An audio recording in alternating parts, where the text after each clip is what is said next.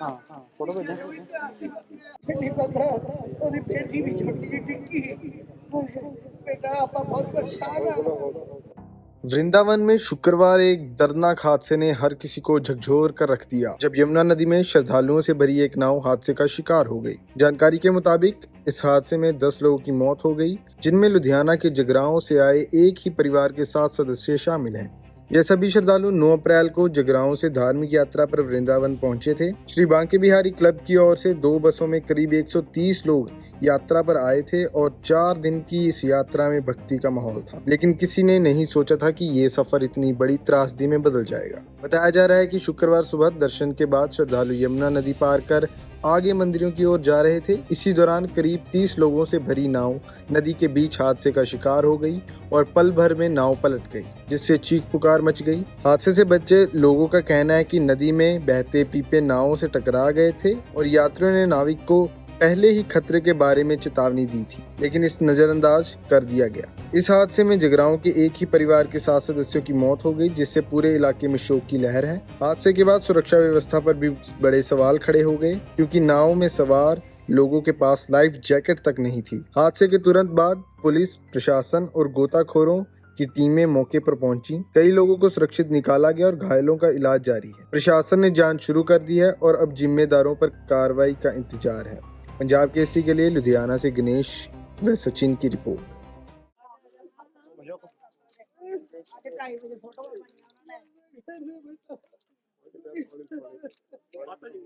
हौसला रखो कोई यही ने माता राधा माता जी यही नीचे रखो बिना माता यार माइक नीचे रख दो यार मैं एतकी माता माता की होया सी बेटा कल बच्चे इतों गली चो चंगी भले गए कि मथुरा बिंद्रा में को आया नहीं गया बाहर चले गए कहते मैं पहुंच गए सारे फोन करियो ठीक ठाक पहुंच गए 2:30 बजे वीडियो पाई है स्टेटस कि ऐसी सारे खुश अपनी सेल्फियां खिंचते मैं क्या चलो ध्यान ना जाना जिथे भी दर्शन करन जाए उस तो बाद बेटा उस तो बाद हादसे दी मैसेज आ गए पता नहीं चलिया कौन कहाँ लगा डिगी आई ਤੁਹਾਡੇ ਕੀ ਲੱਗਦੇ ਤੁਹਾਡੇ साडे बच्चे है भला नहीं है परिवार है बेटा मेरा पुत्र यार केश गुलाटी रिकेश गुलाटी नहीं पानी पता पानी कोई नहीं हौसला माता कोई सूचना मिल पाई हुन तक हाँ जी बस यही आंदा लापता लापता सारे चैनलों ਦੇ ਵਿੱਚ ਖਬਰ ਆ ਰਹੀ ਹੈ ਇੱਥੋਂ ਜਾਣ ਲੱਗੇ ਤੁਹਾਨੂੰ ਮਿਲ ਕੇ ਗਏ ਸਨ ਬੇਟਾ ਮੈਨੂੰ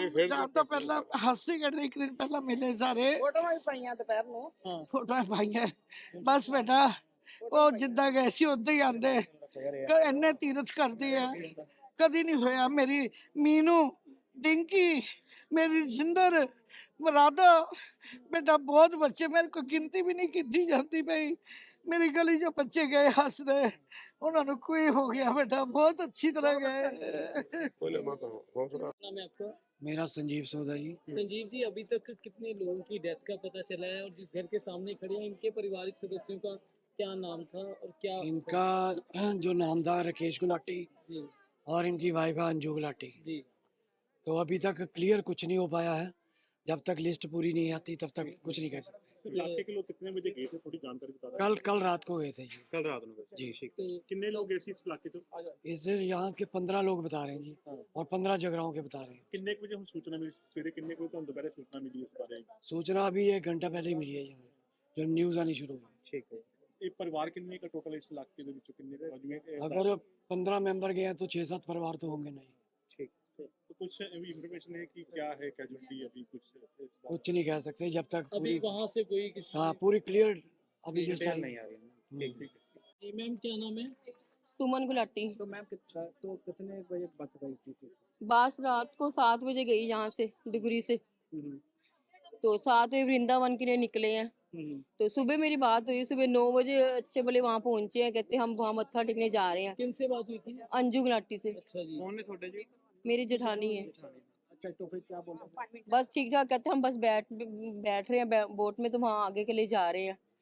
तो उसके बाद उनकी वीडियो आती है हमें फेसबुक के व्हाट्सएप पे वीडियो भेज रहे थे, वहाँ अच्छे भले भजन मंडली कर रहे थे सारे। तो आधे घंटे बाद ही रजिंदर का फोन आया किसी के घर में, उनकी डॉटर ला कि हमारी बोट उल्ट गई है, किसी के नंबर से उन्होंने फोन करा और कहते हमारे सारे फोन गिर गए और सब लोग डूब गए हैं। तो उसके बाद हमें पता ही नहीं चला, फिर हम सब टेंशन में, सबका फोन मिला रहे, किसी का फोन नहीं मिल रहा था।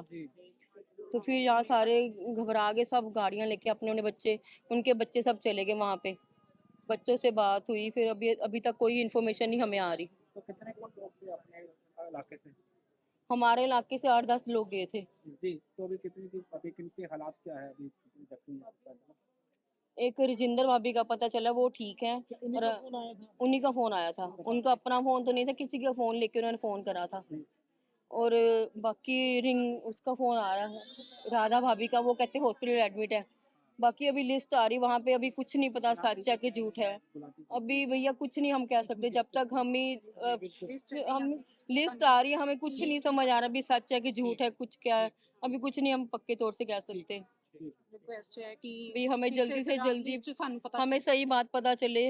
उनके बच्चे भी सब घर वाले सब गली मोहल्ला घबरा रहा है, सब परेशान है। हम दोपहर के ऐसे ही सब खड़े हैं, हम इतने परेशान हो रखे हैं।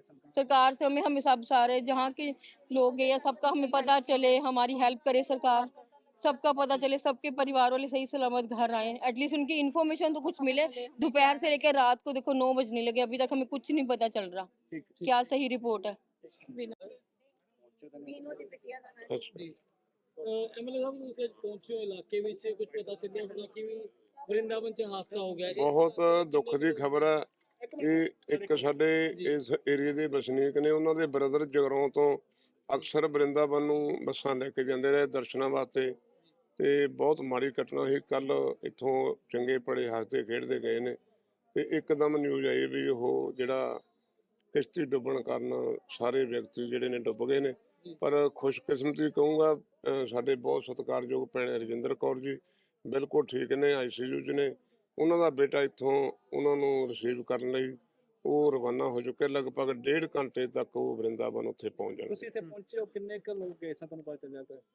ਇਸ ਏਰੀਏ ਦੇ ਅਜੇ ਤੱਕ ਕੋਈ ਪੂਰੀ ਮਤਲਬ ਡਿਟੇਲ ਹੈ ਨਹੀਂ ਵੀ ਕਿੰਨੇ ਬੰਦੇ ਗਏ ਨੇ। ਕੋਈ 30 ਬੰਦੇ ਕਹਿੰਦਾ, ਕੋਈ 25 ਬੰਦੇ ਕਹਿੰਦਾ।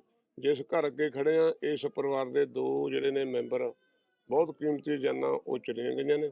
ਇਸ ਤੋਂ ਅਗਲਾ ਜਿਹੜੇ 2 ਵਿਅਕਤੀ ਉੱਥੇ ਦੇ ਗਏ ਨੇ, ਉਹਨਾਂ ਬਾਰੇ ਕੋਈ ਪੁਖਤਾ ਜਾਣਕਾਰੀ ਨਹੀਂ। 250 ਗਜ ਚੋਂ ਬਲਾਕ ਚੋਂ ਇੱਕ ਜਿਹੜੀ ਆ ਉਹ ਖਬਰ ਆ ਗਈ ਹੈ ਵੀ ਉਹਨਾਂ ਦੀ ਡੈਥ ਹੋ ਚੁੱਕੀ ਹੈ। ਕੁਛ ਲਿਸਟਾਂ ਆਈਆਂ ਨੇ ਤੇ ਮੈਂ ਲਿਸਟਾਂ ਇਕੱਠੀਆਂ ਕਰਕੇ CM ਹਾਊਸ ਭੇਜ ਰਿਹਾ ਤਾਂ ਕਿ ਸਾਨੂੰ ਸਪਸ਼ਟ ਪਤਾ ਲੱਗ ਸਕੇ ਵੀ ਜਿਹੜੇ ਵਿਅਕਤੀ ਸਾਡੇ ਠੀਕ ਨੇ ਜਾਂ ਜਿਹੜੇ ਰੱਬ ਨੂੰ ਪਿਆਰੇ ਹੋਵੇ। ਤੁਸੀਂ ਮੁਆਵਜ਼ੇ ਦੀ ਕੁਝ ਗੱਲ ਕਰੋਗੇ? ਬਿਲਕੁਲ ਮੁਆਵਜ਼ਾ ਠੋਕ ਕੇ ਕਹਾਂਗੇ ਵੀ ਇਹਨਾਂ ਨੂੰ ਜੋ ਬਣਦਾ ਮੁਆਵਜ਼ਾ ਦਿੱਤਾ ਜੇ। ਪਹਿਲੀ ਗੱਲ ਤਾਂ ਜਿਹੜੀ ਜਾਨ ਹੁੰਦੀ ਆ ਉਹਦਾ ਕੋਈ ਕੀਮਤ ਨਹੀਂ ਹੁੰਦੀ, ਉਹ ਤਾਂ ਕਦੇ ਪੂਰਾ ਹੋਣੇ ਨਹੀਂ ਜਿਹੜਾ ਘਾਟਾ ਪੈ ਗਿਆ।